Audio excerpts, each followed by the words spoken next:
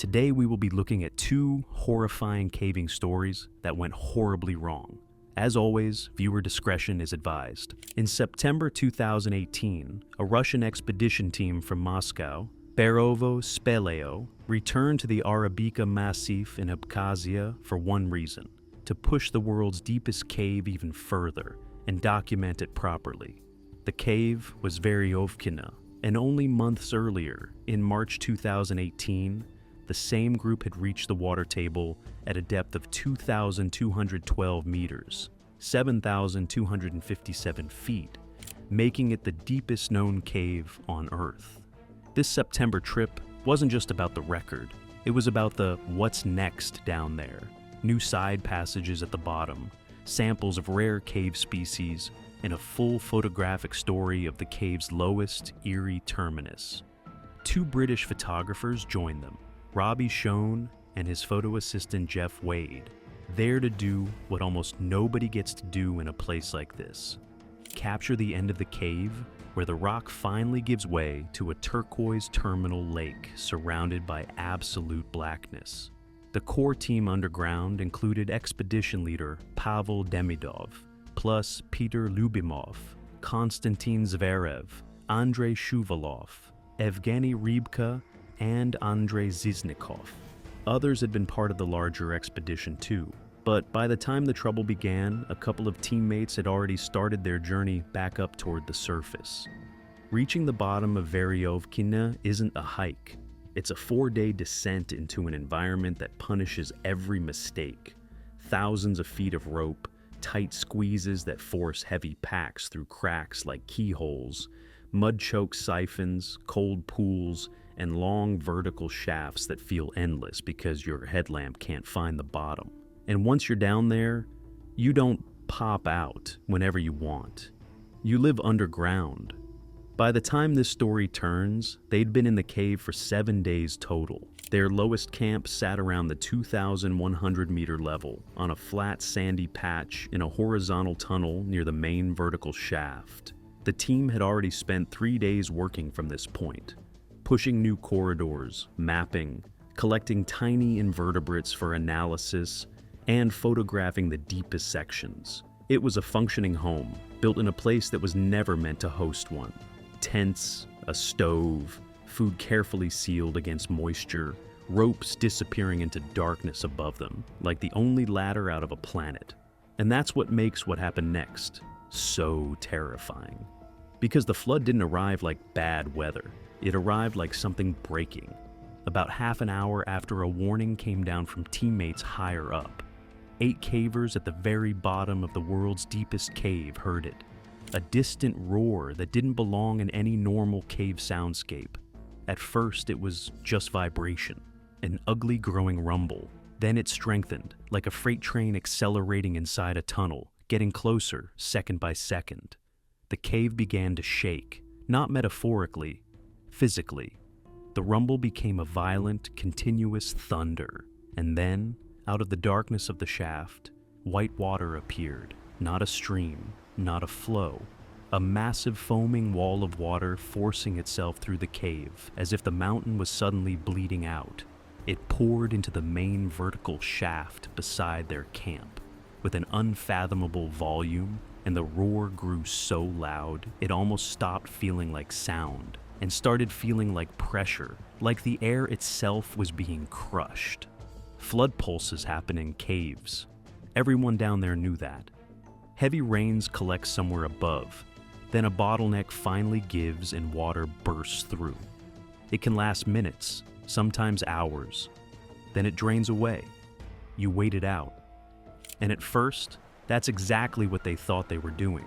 Their camp was positioned adjacent to the main shaft, but protected. Dry ground, safe placement, the best spot they could realistically have at that depth. They watched the shaft turn into a waterfall and assumed loud, scary, but manageable. Then Peter Lyubimov noticed something that didn't fit. A gurgling sound, coming from a small hole in the ground near the tent. At first, he couldn't even see water.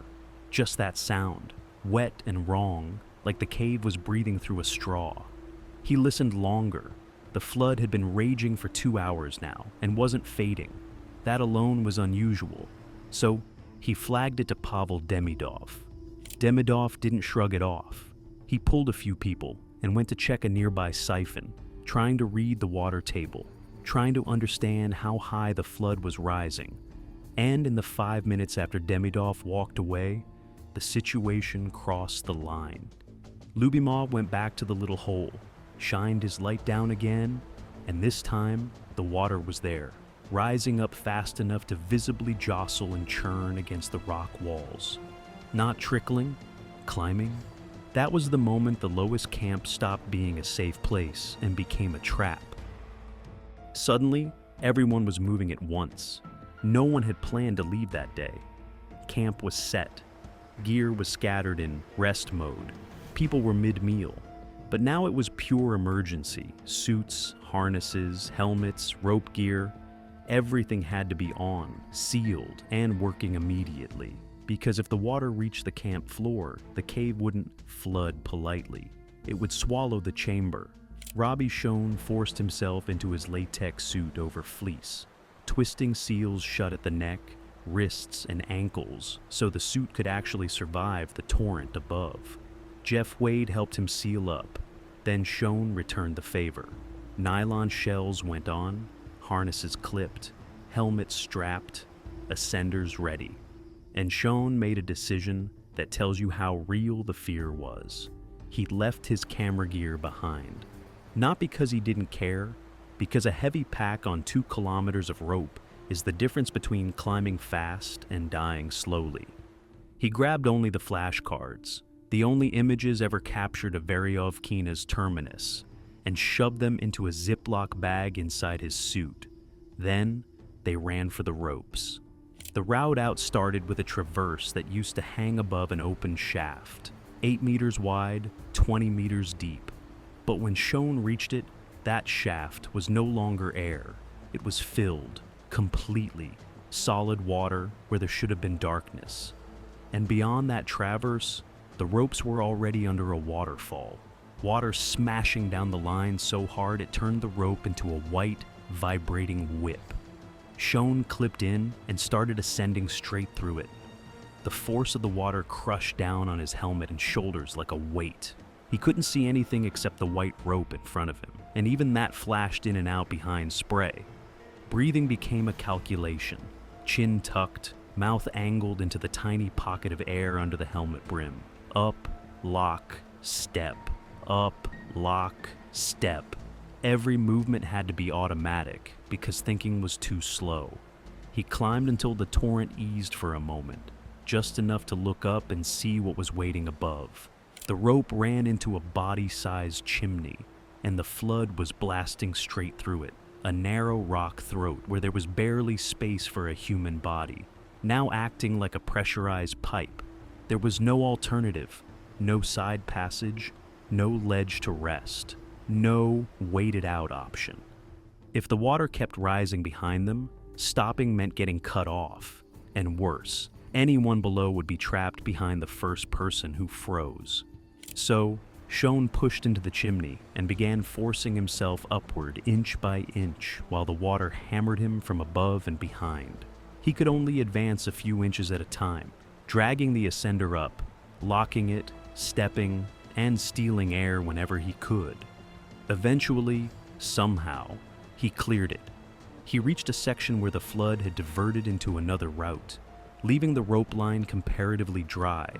He kept climbing until he heard Jeff Wade below, yelling up through the dark, trying to slow him down, trying to tell him they were safe for the moment. They regrouped higher up at a camp around 1,900 meters, where there was a tent with food and basic supplies. And that's when the fear shifted, because surviving the waterfall was one thing, but the Russians were still below, in the roaring dark. One headlamp appeared on the rope line beneath them, then another, and another, and one by one, the rest of the team arrived, soaking, exhausted, but alive. Only after they all reached the higher camp did the full story surface. By the time Demidov returned from checking the siphon, the traverse Schoen had crossed was fully submerged. The team below had to swim to reach the vertical ropes going through the waterfall. At one point, Demidov got caught in an eddy, spinning like he was being flushed, before fighting his way back to the line. They had escaped in the narrowest window imaginable. Then they waited, 16 hours in that higher camp, listening to the cave rumble and groan as the flood continued to tear through Veryovkina. The team understood the next danger immediately: a pseudo-siphon above them. A long horizontal tunnel that was normally half filled and only passable by crawling. If the flood filled it completely, they were trapped. If the water rose high enough to reach their camp, it was over. For hours, the sound never stopped. Then, slowly, it softened. The roar became a duller rumble. And finally, after nearly 20 hours, the flood pulse began to die. Later, they learned the surface had been drenched for a week, capped by a brutal storm that dropped rain so heavy it was described as being the size of fingernails. Somewhere inside the mountain, something cracked open and released that volume of water into the cave system like a broken dam. The expedition ended early. The photographs didn't go the way Schoen planned. Much of his camera equipment was ruined, but the team made it out, and the cave left them something else: proof, carved into memory, that the world's deepest cave isn't conquered by depth, it's conquered by timing, and that sometimes the difference between exploration and a mass grave is a gurgling sound from a hole in the ground. Friday evening, July 16th, 1993. The Florida heat was beginning to ease as William Main and Ariel Goldberg prepared their equipment at the edge of Clear Cut Sink in Wakulla County. Both men were certified cave divers, though their experience levels differed considerably. Main was a highly skilled technical diver with over 150 logged cave dives in his record. 20 of those had been in the Clear Cut system itself. He knew these underwater passages well, understood their quirks and dangers. Cave diving was more than a hobby for him. It was a calculated dance with risk that he'd learned to perform with precision. Goldberg was less experienced. He had the certifications and the training, but far fewer hours spent navigating the dark underwater labyrinths that characterize Florida's extensive cave systems. Still, diving with someone like Main provided a safety buffer. Experience could be shared. Mistakes could be prevented. The plan was straightforward. They would enter through Clear Cut Sink, explore a section of the system Main knew well, and exit the same way. Before entering, they stashed extra tanks near the entrance. These would be crucial for decompression stops on the way out, allowing their bodies to safely process the nitrogen absorbed during the deep dive. The water at Clear Cut Sink was characteristically clear, giving the location its name. Visibility extended for dozens of meters in the crystal water that maintained a constant cool temperature year-round. As they descended, their lights cut through the darkness beyond where sunlight penetrated. The entrance passage was wide and relatively simple to navigate. This initial section had guided thousands of divers into the system over the years. Rock formations created natural corridors that funneled divers deeper into the earth. The depth gauge on Main's wrist showed their steady descent. At 27 meters depth, they entered the main cave system. Here, the passages became more complex. Multiple tunnels branched off in different directions, each leading to different sections of the vast underground network. Permanent guidelines installed by previous divers marked the main routes, thin cords that provided a lifeline back to the surface. Main led the way with confident fin strokes. His light swept methodically across the cave walls, checking landmarks he recognized from previous dives. Behind him, Goldberg maintained position, his own light adding to the illumination in the otherwise absolute darkness. The cave environment demanded constant attention. A single wrong turn could lead to dead ends or unexplored passages where no guideline existed. Silt covered much of the cave floor, and a careless fin kick could create a cloud that reduced visibility to zero within seconds. They penetrated deeper into the system, following the guideline through narrow restrictions and larger chambers. The rock walls pressed close in some sections, then opened into rooms where multiple passages converged. Each intersection required careful navigation to stay on the planned route. Somewhere in those dark passages, something went wrong. The exact moment of separation remains unknown. Perhaps Goldberg paused to examine a formation while Maine continued forward. Perhaps a silt-out temporarily blinded one of them. In the disorienting darkness of a cave, even staying close to a buddy requires constant vigilance. When Maine realized Goldberg was no longer behind him, he would have immediately begun a search pattern. Standard procedure called for staying near the guideline while sweeping the area with his light. But caves swallow light quickly, and if Goldberg had drifted into a side passage, he might be invisible just meters away. Goldberg, meanwhile, found himself alone in the darkness. Without Maine's guiding presence, the cave passages that had seemed straightforward now became a maze. The guideline was there somewhere, but in his disoriented state, finding it proved difficult. The limestone walls all looked similar in the beam of his light. Passages he thought he recognized led to unfamiliar chambers. Time became difficult to track underwater, but his air gauge provided a steady reminder that his supply was finite. Maine continued his search, sweeping through sections of the cave where he thought Goldberg might have wandered. Each minute spent searching was a minute of air consumed, a minute closer to the point where he would need to abort and head for the surface. But leaving meant abandoning his dive partner in the darkness. The decision to continue searching despite dwindling air supply reflected the bond between divers and the understood responsibility to never leave someone behind. His air gauge crept toward the reserve level. The extra tanks waited near the entrance, roughly 150 meters away. Still manageable, but the margin for error was shrinking. Goldberg, in his separated state, eventually found what he thought was the correct route out. The passages began to look more familiar. The depth gauge showed he was ascending, which seemed right. His own air supply was running critically low, but the exit had to be close. He was navigating toward the venture entrance, a different exit point in the same cave system. Without realizing it, his disorientation had led him to a parallel route. If he had had enough air, this path would have brought him safely to the surface through an alternate entrance. Maine finally made the difficult decision to head back. His air supply had reached the point where delay meant death. With professional discipline, he turned toward the clear-cut entrance and began his exit.